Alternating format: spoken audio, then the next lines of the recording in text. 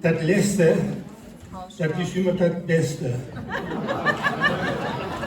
Aber nicht, dass ihr denkt, ich bin Oberspönsch und ich bin Obsternatsch.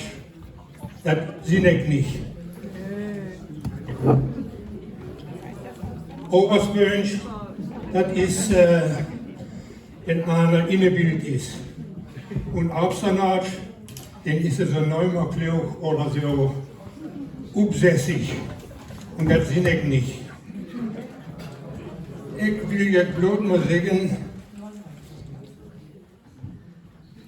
ich bin heuer herbestellt, ne? Und dann das Letzte, das ist immer beim Eten. Wenn ihr in ein Restaurant geht oder in ein Hotel, dann bestellt ihr Menü. Und als erstes gibt es dem was mit einem grauen Löffel. Das ist der Zoppen. Und dann gibt es endlich was unter der Tine. Und dann kommt das Beste. Dann kommt in so einem feinen Hotel das ja Dessert.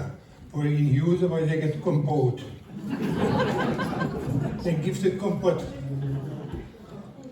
Und darum ist das Letzte immer das Beste.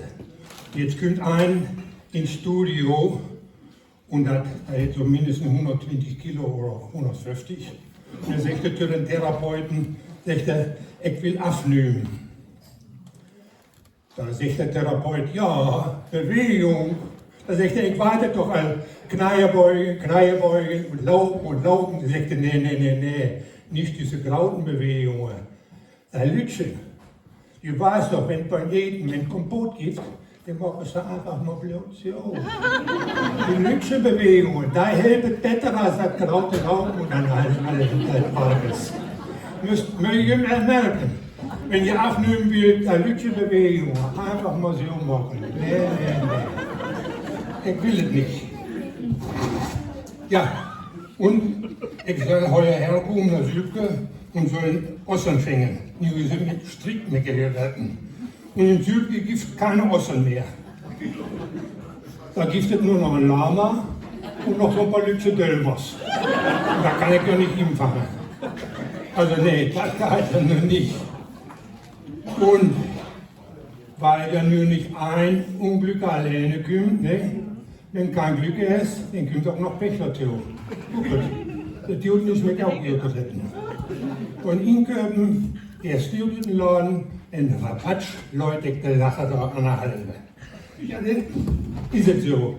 Und da ein Oberfluss, mal lütschet Büro, wo alles innen steht, was ich euer machen soll, hat Leute in Hause.